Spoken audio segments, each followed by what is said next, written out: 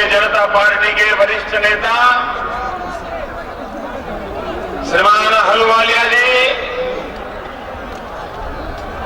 असम प्रदेश Bharatiya Janata party के अध्यक्ष श्रीमान सर्बानंद जी, हमारे वरिष्ठ नेता और यहां के लोकप्रिय सांसद श्रीमान कमिंदर जी, विजया चक्रवर्ती जी, राजेंद्र जी,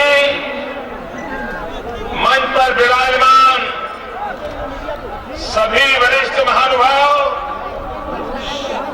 और विशाल संख्या में आए हुए प्यारे भाइयों और बहनों,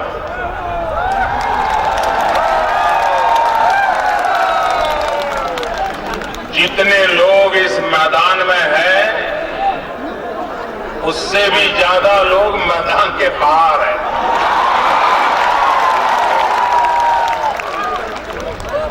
भाइयों बहनों, मैंने बहुत वर्षों तक आसाम में काम किया था। संगठन के काम के लिए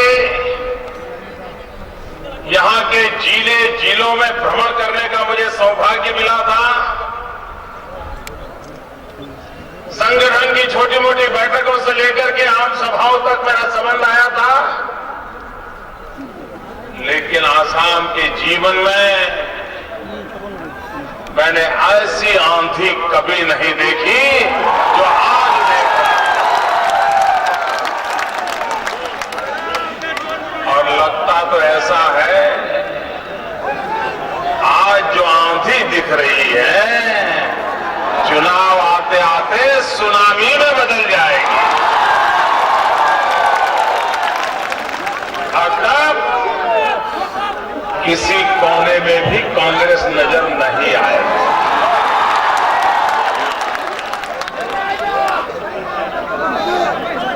ये 2014 का चुनाव कांग्रेस के अंतकाल का आरंभ समझ लीजिए।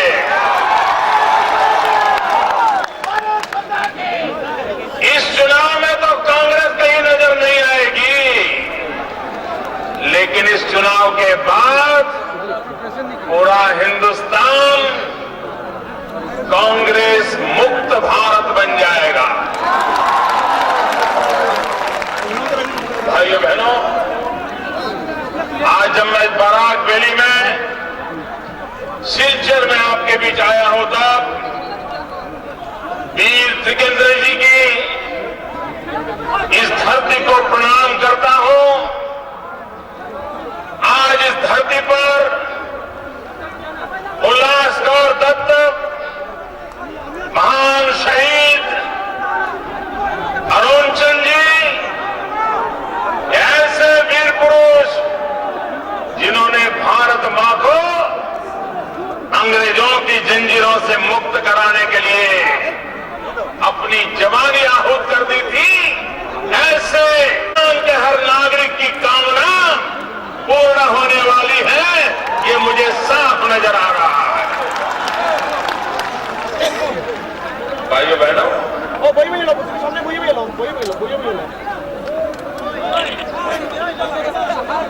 ये आसाम की दुर्दशा क्यों? आसाम के पास क्या नहीं है? इतनी प्राकृतिक संपदा है, इतने जल के भंडार हैं, इतनी खनिज संपदा है,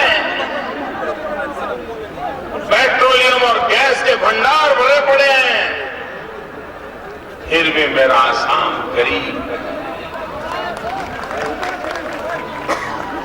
किसने लूट लिया मेरे आसाम को? किसने बर्बाद कर दिया मेरे आसाम को? ये आसाम को बर्बाद करने की छूट किसने दी? भाइयों बहनों,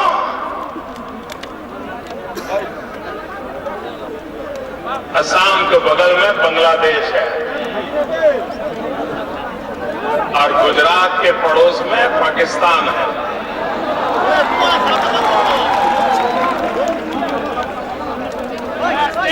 भाइयों बहनों, यहां सरकारें ऐसी आई है कि बांग्लादेशियों के कारण पूरा आसाम परेशान है और मेरे कारण पूरा पाकिस्तान परेशान है।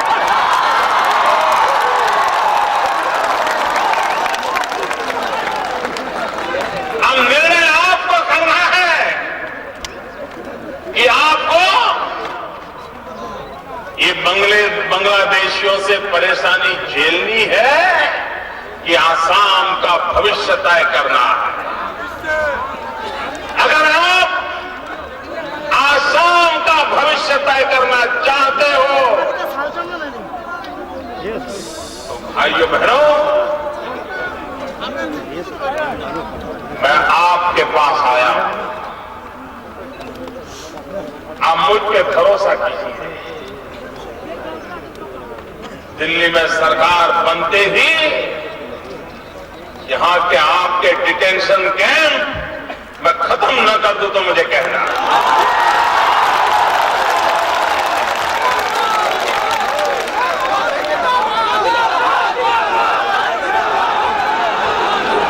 भाइयों बहनों,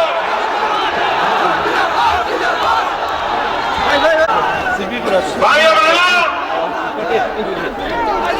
मैं सब यहां आए हुए भाइयों बहनों को आज वचन देता हूं, जिस अर्जुन नमस्तुते ने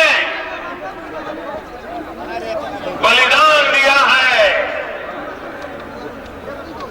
अपने हकों के लिए आत्मदाह किया था 1 साल पहले, अर्जुन नमस्तुते उसने बलिदान दिया। क्या उसका बलिदान बेकार जाने देंगे? क्या अर्जुन का बलिदान बेकार जाने देंगे? भाइयों बहनों, हम सब अर्जुन का स्मरण करें और जिस प्रकार से वोट बैंक की राजनीति में डूबी हुई असम की सरकार ने डिटेंशन कैंप के नाम पर मानव अधिकारों का हनन किया, व्यक्तियों को हक के लिए लड़ना पड़ा, जीना मुश्किल कर दिया। अब तब जाकर के अर्जुन ने बलिदान दे दिया। अर्जुन खुद के लिए नहीं मरा है, डिटेंशन कैंप में बैठे हुए लाखों लोगों के अधिकार के लिए मरा। भाइयों बहनों, यहां पर एक डी वोटर का तूफान चल रहा है। जहां कांग्रेस को लगे कि चुनाव हार जाएंगे, डी वोटर का थप्पा लगा दो, उसके मताधिकार को छीन लो। मैं भारत के इलेक्शन कमीशन से आग्रह करता हूं, निष्पक्ष और न्यायी चुनाव के लिए ये राजनीतिक कारणों से चुने हुए लोगों को डी वोटर का थप्पा लगाया गया है। इस चुनाव के पहले इलेक्शन कमीशन इस थप्पे को हटाएं, उनको वोट का अधिकार दें। भाइयों बहनों, बांग्लादेश से जो घुसपैठी आए हैं उनको बाहर भेजना चाहिए कि नहीं भेजना चाहिए? जरा पूरी ताकत से बोलो ना, भेजना चाहिए नहीं भेजना चाहिए? भेजना चाहिए नहीं भेजना चाहिए? भाइयों बहनों, बांग्लादेश से दो प्रकार के लोग आए हैं। एक लोग राजनीतिक षड्यंत्र के तहत आए हैं,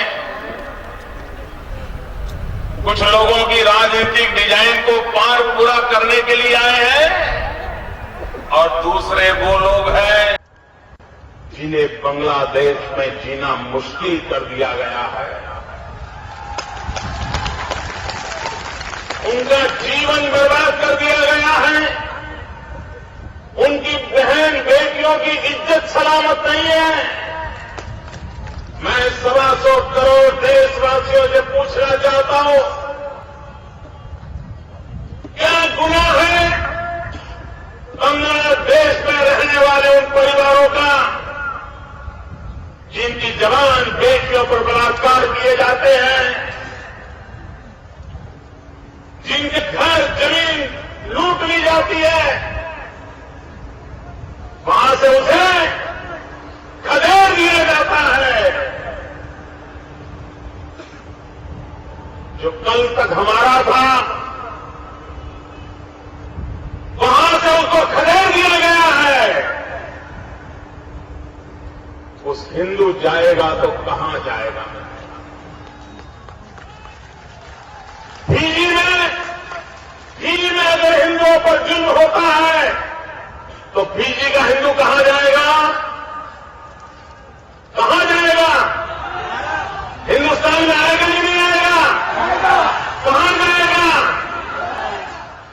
मॉरिशस में अगर हिंदुओं पर जुल्म होगा, हिंदू कहां जाएगा?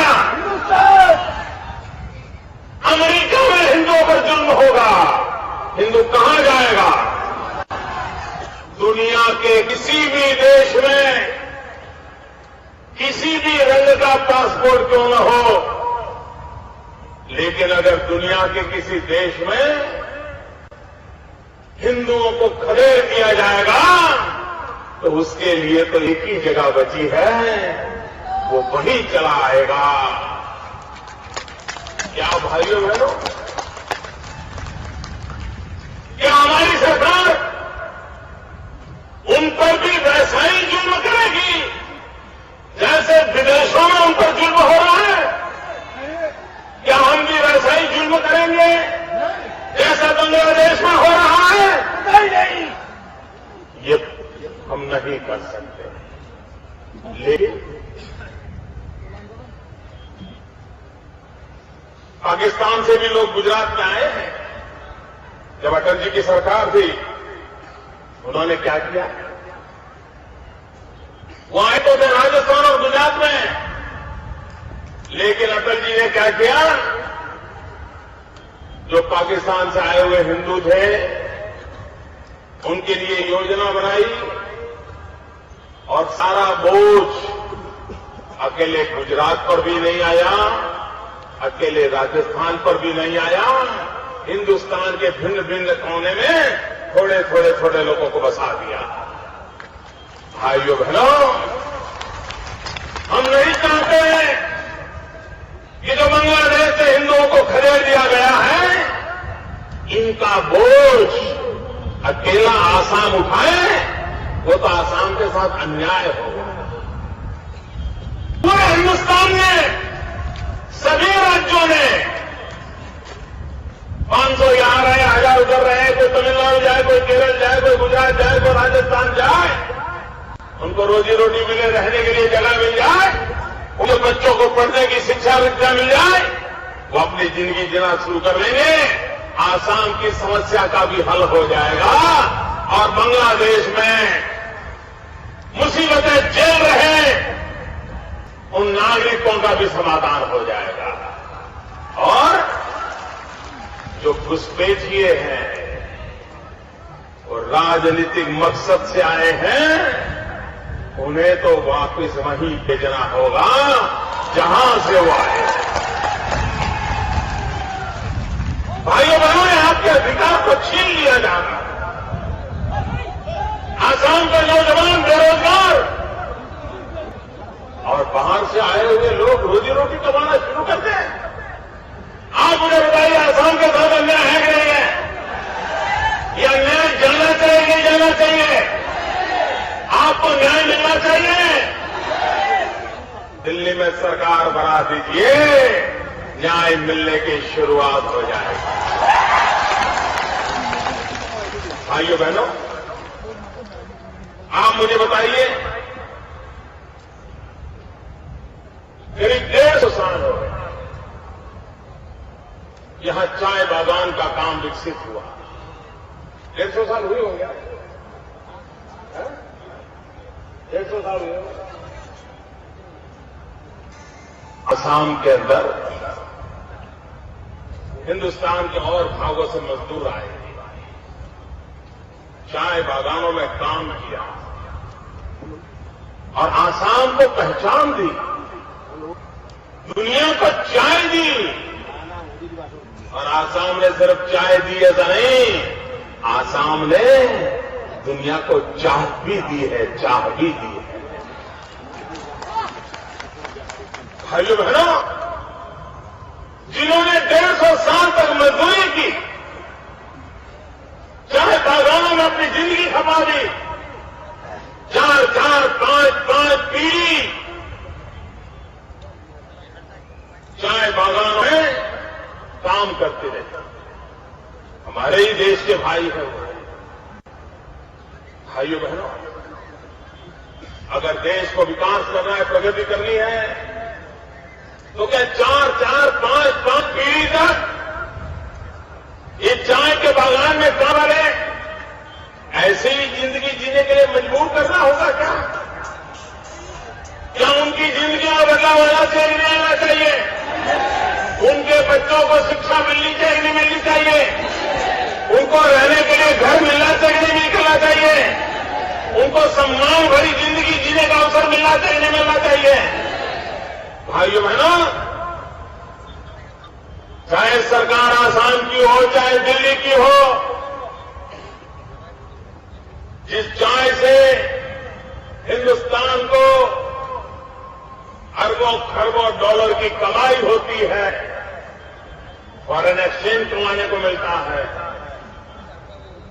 जो चाय आज घर घर पहुंच गई है, भाइयों बहनों, ये दायित्व बनता है दिल्ली की सरकार का, ये दायित्व बनता है असम सरकार का। ये चाय बागान के पीढ़ी दर पीढ़ी काम करने वाले जो मजदूर हैं, उनको उनका हक मिले, उनकी क्वालिटी ऑफ लाइफ में परिवर्तन आए, उनके बच्चों को शिक्षा दीक्षा मिले, बीमारों को दवाएं मिले। भाइयों बहनों, दिल्ली में भाजपा की सरकार बनेगी, हम इन चाय बागान के कामगारों के लिए अलग एक बोर्ड की रचना करेंगे, उनके विकास के लिए योजनाएं बनाएंगे, उनके जीवन में बदलाव आए। इस काम को हम पूरा करने का इरादा लेकर के चल रहे हैं। भाइयों बहनों, अगर आसाम के जीवन में बदलाव लाना है, मैं तो हैरान हूं, आसाम एक ही प्रदेश, चाय के बाग एक ही प्रकार के, चाय के बगीचों में काम करने वालों का काम भी एक ही प्रकार का, मेहनत भी समान प्रकार की। लेकिन भाइयों बहनों, ये ब्रह्मपुत्र का बराक से झगड़ा क्यों? ये कांग्रेसी लोग देखिए, बराक को ब्रह्मपुत्रा से लड़ा रहे हैं, ब्रह्मपुत्रा को बराक से लड़ा रहे हैं। ये एक भीतर भीतर भीतर लड़ाई कराने वाले लोग, इनसे आसाम को बचाना है। क्या कारण है कि ब्रह्मपुत्रा वैली में चाय के बगीचे में काम करने वाले को उसकी मेहनत का एक प्रकार का पैसा मिले, और बराक वैली में चाय के बागों में काम करने वाले मजदूर को कम पैसे मिले? ये भेदभाव क्यों? ये भेदभाव है कि नहीं है? जरा जोर से बोलिए ना। ये भेदभाव है कि नहीं है? ये भेदभाव किसने किया? ये भेदभाव किसने किया? सबको समान मिलना चाहिए, नहीं मिलना चाहिए? जो ब्रह्मपुत्र के मजदूरों को मिलता है वो बराक के मजदूरों को मिलना चाहिए, नहीं मिलना चाहिए? भाइयों बहनों, बराक भी हमारी मां है, ब्रह्मपुत्रा भी, लेकिन दोनों के बीच में झगड़ा नहीं चाहिए।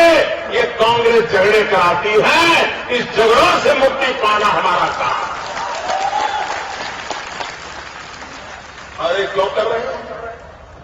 इसके कारण क्या हुआ है?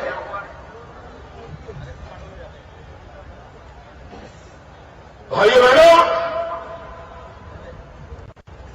ये अन्याय क्यों किया जा रहा है? उसी का परिणाम ये हुआ है कि बराक वैली में चाय के जो कारखाने हैं वे आज बीमार होते चले जाए, रुग्ण होते चले जा रहे हैं। धीरे धीरे करके मजदूरों की छुट्टी हो रही है, बेरोजगारी बढ़ती चली जा रही है। भाइयों बहनों, एक ही राज्य की सरकार ऐसा भेदभाव करने के लिए सोच भी कैसे सकती है? शर्म आनी चाहिए कांग्रेस के मित्रों, शर्म आनी चाहिए। क्या राजनीति आपकी इतनी गई बीती है कि आपको बांग्लादेशी तो अपने लगते हैं, लेकिन चाय के बागान में काम करने वाले, आसाम का भला करने वाले लोग अपने नहीं लगते। ये भेदभाव अन्याय कब तक? इसलिए भाइयों बहनों, आसाम के भविष्य के लिए और एक बात मान लीजिए भाइयों, ये आसाम की सरकार आपका भला नहीं कर सकती है। मैंने सुना कि आपके मुख्यमंत्री को जब पता चलता है कि मोदी जी आने वाले हैं,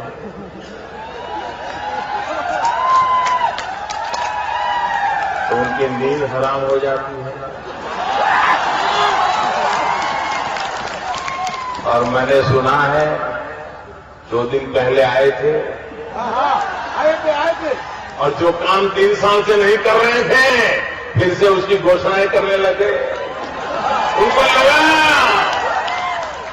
कि कोई आएगा हिसाब मांगेगा, जवाब क्या दूंगा। अरे मुख्यमंत्री जी, वादे तो आपने चुनाव के समय में भी कितने किए थे? मुझे बताइए, ये डिटेंशन कैंप खत्म करने का वादा उन्होंने किया था नहीं किया था? जरा बोलो तो, किया था नहीं किया था? और आपने भरोसा किया, उन पर वोट दे दिए और आपको कुछ मिला क्या? ये कांग्रेस वालों पे कभी भरोसा मत करो। वो 60 साल से वादे करते आए हैं, चुनाव के समय गुमराह करते आए हैं और आपको बर्बादी करने के सिवाय उनके पास कोई एजेंडा नहीं। आइए बहनों, ये पूरा हमारा नॉर्थ ईस्ट, ये हमारी अष्टलक्ष्मी है। और भाइयों बहनों, जहां लक्ष्मी होती है ना, वहीं तो संपत्ति होती है।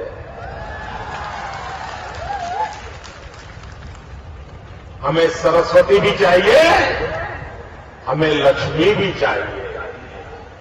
हम सरस्वती की पूजा करते हैं, हम लक्ष्मी की पूजा करते हैं। और हमारे नॉर्थ ईस्ट के 8 प्रांत ये हिंदुस्तान की अष्टलक्ष्मी है। लेकिन भाइयों बहनों, लक्ष्मी को बैठने के लिए जगह भी तो चाहिए ना। लक्ष्मी बेचारी आएगी तो बैठेगी कहां? लक्ष्मी कहां विराजती है मालूम है ना? लक्ष्मी कमल पे विराजती है। अगर कमल नहीं होगा तो लक्ष्मी आगे चक्कर काट के चली जाएगी। और इसलिए इन नॉर्थ ईस्ट के सभी 8 राज्यों में अब लक्ष्मी जी पधारने वाली है, रुक जाए, ये व्यवस्था करनी है तो कमल खिलाना होगा। चावल खिलाओगे तो लक्ष्मी जी को यहीं रुकना ही पड़ेगा, और लक्ष्मी जी रुकेगी तो आपके हर परिवार में संपन्नता आएगी, हर घर में सुख आएगा, हर घर में वैभव आएगा। भाइयों बहनों, हमारे नॉर्थ ईस्ट के नौजवान, जो दिल्ली में घटनाएं घटी, जो मणिपुर की बेटियों के साथ हुआ, जो अरुणाचल के नौजवान के साथ हुआ, आपके परिवार में बेचैनी होना बहुत स्वाभाविक है, आपको पीड़ा होना बहुत स्वाभाविक है। क्या भाइयों बहनों, हिंदुस्तान के बड़े शहरों में ये हमारे नॉर्थ ईस्ट के बालकों के लिए रहने का प्रबंध नहीं हो सकता है, उनके लिए हॉस्टल नहीं बन सकती है। अगर वो इंटरव्यू लेने के लिए आए, 2 दिन 4 दिन रुकना पड़ता है। नॉर्थ ईस्ट के बच्चों के लिए बेंगलुरु हो, हैदराबाद हो, चेन्नई हो, अहमदाबाद हो, दिल्ली हो, जो बड़े शहर है, इंटरव्यू आने वाले लोगों के लिए बहुत ही कम खर्च में अगर हम हॉस्टलों का निर्माण करें तो मेरे नॉर्थ ईस्ट के बच्चों को कभी कोई परेशानी नहीं आएगी। इतना ही नहीं, इतना खर्चा कर करके इंटरव्यू के लिए भागा। आज तो जमाना बदल गया है, क्या नौकरी के लिए ऑनलाइन एग्जाम नहीं हो सकती है? हमारा नॉर्थ ईस्ट का बच्चा अपने ही गांव से ऑनलाइन एग्जाम दे दें और उसी एग्जाम के आधार पर उसको बुलाया जाए, खर्चे तो हो जाएंगे। लेकिन ये इनको सोचना ही नहीं है, ये इनको सोचना ही नहीं है भाइयों बहनों। और इसलिए मैं कहता हूं कि दिल्ली में बैठी हुई सरकार, इन्हें हिंदुस्तान क्या है, कैसा है, कुछ पता ही नहीं है। हमारे देश के प्रधानमंत्री आपके आसाम के एमपी है ना, जरा बोलो तो, आसाम के एमपी है ना? भाइयों बहनों, मैं तो यहां का एमपी भी नहीं हूं, मैं यहां का कभी एमएलए भी नहीं था, लेकिन मैंने असम के जितने जिले देखे हैं, कोई जिला ऐसा नहीं है जहां मैंने रात न गुजारी हो। इतना मैं असम की गलियों में घुमा हूं। आपके दुख तो मैं जानता हूं, आपको मुख्यमंत्री को यही पता नहीं है कि मोदी जी कभी आसाम में रहते थे, काम करते थे, पता ही नहीं उनको। ऐसे बहुत सी चीजों का उनको मालूम नहीं होता। आपके यहां बाढ़ आई, 2012 में आई थी शायद, भयंकर बाढ़, सैकड़ों लोग मारे गए थे। तब आपके मुख्यमंत्री कहां थे भाई? याद है? आप लोग भूल जाते हो। 2012 में जब आसाम में भयंकर बाढ़ आई, तब आपके मुख्यमंत्री अमेरिका में घूम रहे थे, फिर जापान गए, और जब पत्रकारों ने उनको घेर लिया और पत्रकारों ने पूछा कि बाढ़ में लोग मारे जा रहे थे, मुख्यमंत्री जी आप कहां थे? तो कहते हैं मैं फ्लड मैनेजमेंट को देखने के लिए अमेरिका गया। यहां फ्लड आया, वो मैनेजमेंट देखने वहां गए। क्या भाइयों बहनों, ऐसे लोगों के भरोसे आपका भविष्य बन सकता है? बन सकता है? कब तक झेलोगे इन लोगों को? भाइयों बहनों, आज मैं आपको विश्वास दिलाने आया हूं कि मेरे असम के भाइयों बहनों, समय की मांग है। आज नॉर्थ ईस्ट में अगर किसी परिवार में गंभीर बीमारी आ जाए तो उसको अस्पताल नहीं मिल रहा है, अच्छी सुविधा नहीं मिलती। आजादी के इतने सालों के बाद मरीज को कोई अच्छी अस्पताल नहीं मिलनी चाहिए। हमारा सपना है हमारे नॉर्थ ईस्ट के अंदर एम्स जैसा अस्पताल क्यों न बने। हमारे नॉर्थ ईस्ट में आईआईएम जैसे इंस्टीट्यूशन क्यों न बने। भाइयों बहनों, असम में भी गैस और पेट्रोलियम का कारोबार है, गुजरात में भी गैस और पेट्रोलियम का कारोबार है। हमने वहां हमारे नौजवानों को रोजगार यूनिवर्सिटी बनाई ताकि वो बच्चे पढ़ लिख करके उस पेट्रोलियम और गैस के क्षेत्र में उनको काम मिल जाए। क्या ये काम आसाम नहीं कर सकता था क्या? लेकिन उनको उनके नौजवान की चिंता नहीं है और उसका परिणाम क्या है? बहुत सारे आसाम के नौजवान गुजरात की पेट्रोलियम यूनिवर्सिटी में पढ़ने के लिए आते हैं क्योंकि उनको मालूम है कि वो अगर उनकी शिक्षा हो गई तो आसाम में वापस आकर के अच्छी नौकरी को मिल सकती है। यही काम आसाम में हो सकता था, लेकिन ये धरती से कटे हुए लोग हैं और ये मन के छटे हुए लोग हैं और इसलिए न उनको कल की चिंता है, न उनको नौजवानों के भविष्य की चिंता है। भाइयों बहनों, अटल बिहारी वाजपेयी ने एक बहुत बड़ा काम शुरू किया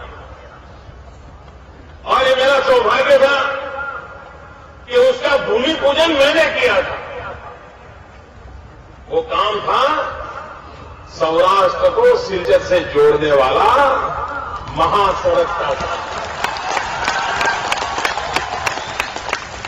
हमारी तरफ वो काम हो गया, इधर लटका पड़ा है। कौन जिम्मेवार? जरा बोलो तो, जरा गुस्सा तो निकालो। कौन जिम्मेवार? ये सड़क कौन नहीं बनने देता? ये आपके विकास में कौन आगे आ रहा है? क्या कोई सरकार ऐसी होती है क्या?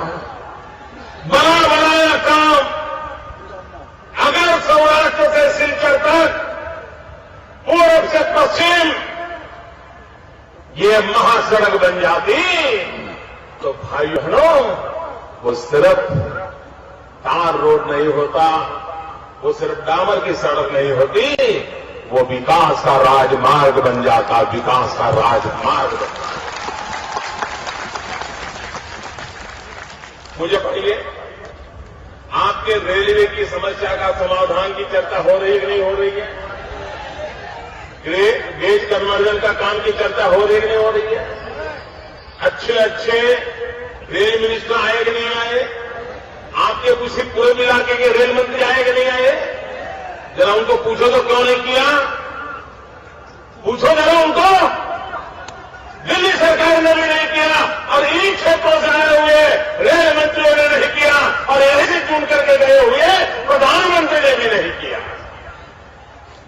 भाइयों बहनों, जिन बातों को सबने माना है, स्वीकारा है, घोषणाएं हुई है, जिसके नाम पर आपने वोट मांग लिए हैं, लेकिन आप उनके विकास के लिए कुछ नहीं कर रहे हो। भाइयों बहनों, अब देश इंतजार नहीं कर सकता है, नौजवान इंतजार नहीं कर सकता है।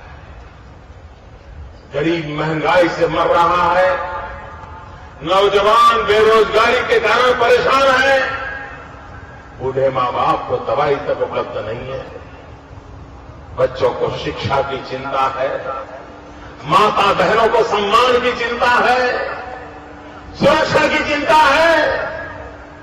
ऐसा तो हमने देश नहीं सोचा था। अभी हमारे आहलूवालिया जी शहीदों के गीत गा रहे थे। भाइयों बहनों, ये 17 साल की उम्र में फांसी के तख्त पर क्यों चढ़े थे? क्या हमारे देश की भारत मां की दुर्दशा देखने के लिए? भाइयों बहनों, वक्त बहुत हो चुका है और मैं कहता हूं भाइयों, 60 साल तक उन्होंने बर्बादी की है, 60 साल तक उन्होंने हिंदुस्तान को गड्ढे में डाल दिया है। लेकिन मैं अनुभव से कहता हूं, उनके 60 साल मेरे 60 महीने।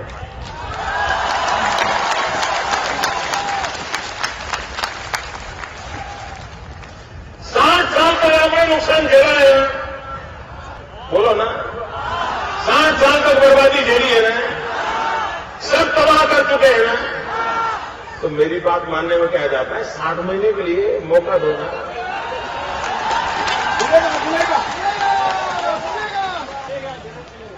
भाइयों भैया, मैं सीधी सीधी जिम्मेवारी लेने भी आया हूं। मैं जिम्मेवारियों से भागने वाला इंसान नहीं हूं, मैं जिम्मेवारियों को उठाने वाला इंसान हूं। और इसलिए मैं आपके पास आया हूं, मुझ पर जिम्मेवारी दीजिए। 60 साल में जो नहीं हुआ, जो 60 साल में आपके सपने अधूरे रहे, वो आपके सपने मेरे सपने हो जाएंगे। 60 महीने में मैं आपको ये करके दिखाऊंगा। भाइयों बहनों,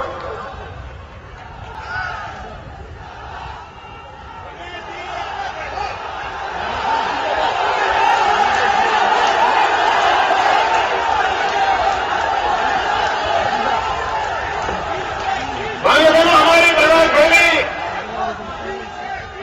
उसके कल्याण के लिए बांग्ला भाषी लोगों ने भी बलिदान दिए, उन्होंने भी पीछे नहीं रहे। अगर असम का नागरिक मरने के लिए तैयार था, तो बांग्ला भाषी भी मरने के लिए तैयार था। ऐसे वीर शहीदों को मैं नमन करता हूं। भाइयों बहनों, कभी कभी मुझे लगता है हमारा हिंदुस्तान खेल कूद में पीछे रह जाता है। अंतर्राष्ट्रीय खेल जगत में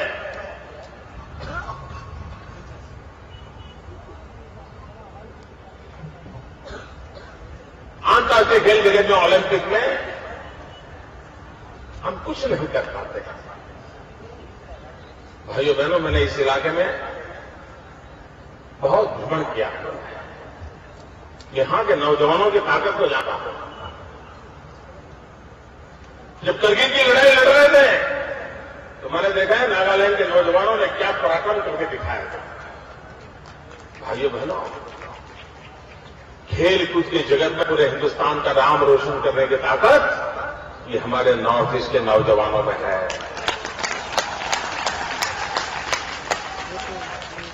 क्या यहां पर नॉर्थ ईस्ट में स्पोर्ट्स यूनिवर्सिटी होनी चाहिए कि नहीं होनी चाहिए? यहां स्पोर्ट्स यूनिवर्सिटी बने तो विश्व स्तर के खिलाड़ी हमें मिले कि ना मिले, दुनिया में नाम रोशन हो या ना हो, भारत का गौरव बढ़ेगा या नहीं बढ़ेगा? लेकिन इनको ये सूझता ही नहीं। जो चीज मुझे दिखाई देती है, उनको 60 साल तक नहीं दिखाई दी। क्यों? मैं धरती से जुड़ा हूं, मैं जन जन को मिला हूं, मैंने आपका भूतकाल भी जानता हूं, आपके भविष्य के सपनों भी जानता हूं, और इसलिए भाइयों बहनों, अपना जीवन आपके लिए खपा सकता हूं।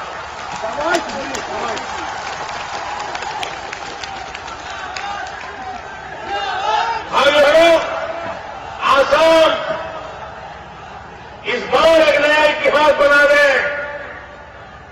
आसाम की धरती पर अब कांग्रेस का नामो निशान नहीं रहना चाहिए। नहीं रहेगा। और इसी पार्लियामेंट के चुनाव से शुरू कीजिए। मैं आपके साथ खड़ा रह करके आपके सपनों को साकार करने का इरादा रखता हूं। आप मुझ पर भरोसा करके देखें। भाइयों बहनों, मेरे साथ बोलिए, जय हाय असम। दोनों मुट्ठी बंद करके पूरी ताकत से बोलो, जय हाय असम, जय हाय असम, वंदे, ऐसे नहीं, वंदे, वंदे, वंदे, वंदे, वंदे।